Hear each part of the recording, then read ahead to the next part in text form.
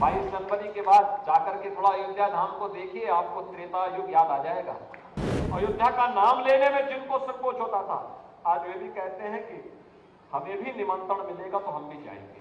भारत की शक्ति का एहसास दुनिया को कराएगा। आज दुनिया के अंदर भारत का सम्मान बढ़ा है, एक नए भारत का दर्शन हो रहा है। 22 जनवरी के बाद जाकर के थोड़ा अयोध्या धाम को देखिए, आपको त्रेता युग याद आ जाएगा।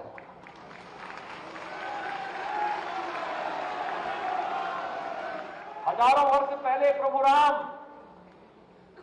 पुष्पक विमान से अयोध्या आए होंगे, और अब तो अयोध्या में इंटरनेशनल एयरपोर्ट का भी उद्घाटन हो गया है। रेलवे लाइन डबल लाइन के साथ जोड़ा जा चुका है, और एक स्टेशन का उद्घाटन तो प्रधानमंत्री जी ने स्वयं किया है। और अब तो अयोध्या और उसके आसपास 5-6 नए स्टेशनों का विकास किया जा रहा है। किसी को भी समस्या नहीं होगी। और यही नहीं,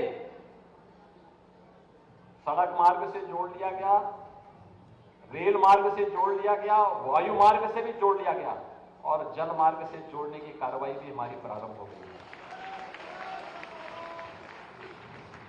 जीवन का यह अनुशासन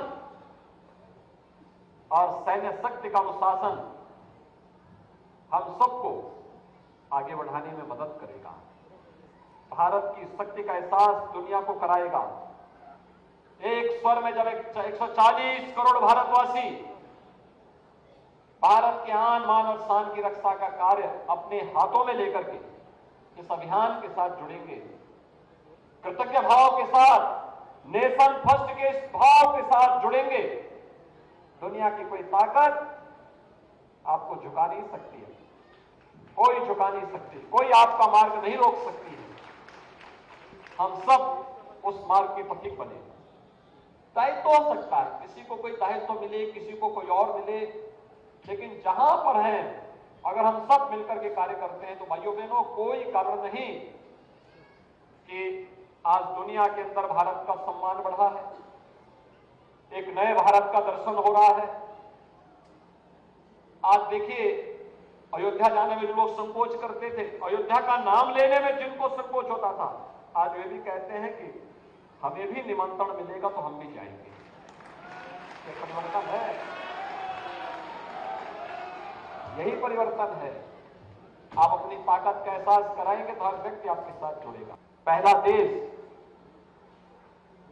धर्म, फिर परिवार, और फिर अंत में अपना व्यक्तिगत जो कुछ भी है वो मेरा अंत में आएगा। अगर ये भाव हम सब भारतवासियों के मन में आ गया तो भाइयों बहनों, कोई कारण नहीं कि प्रधानमंत्री जी ने जो लक्ष्य हम सबके सामने रखा है 2047 तक, हम सबका एक ही संकल्प, विकसित भारत हर भारतवासी का संकल्प होना चाहिए। विकसित भारत के संकल्प को पूरा करने के लिए अगर हम सब एकजुट होकर के कार्य करना प्रारंभ कर लें, इसके लिए उन्होंने पंचप्रण दिए। ये पंचप्रण हर भारतवासी के लिए आत्मनिर्भरता के लक्ष्य को प्राप्त करना, वोकल फॉर लोकल, स्थानीय चीजों पर प्राथमिकता के साथ उसे आगे बढ़ाने का प्रयास, लेकिन गुलामी के अंशों को सर्वथा समाप्त करना, विरासत का सम्मान करना, तो समरसता और एकता और अखंडता के लिए कार्य करना, और अंत में नागरिक कर्तव्य। हम सबके नागरिक कर्तव्य क्या हैं? इन नागरिक कर्तव्यों के प्रति भी अगर हर व्यक्ति जागरूक होकर के कार्य करता है तो भाइयों बहनों, कोई कारण नहीं कि पंचप्राण 2047 आते आते भारत को दुनिया की एक बड़ी ताकत के रूप में स्थापित कर सके। कोई इसको रोक नहीं सकता है।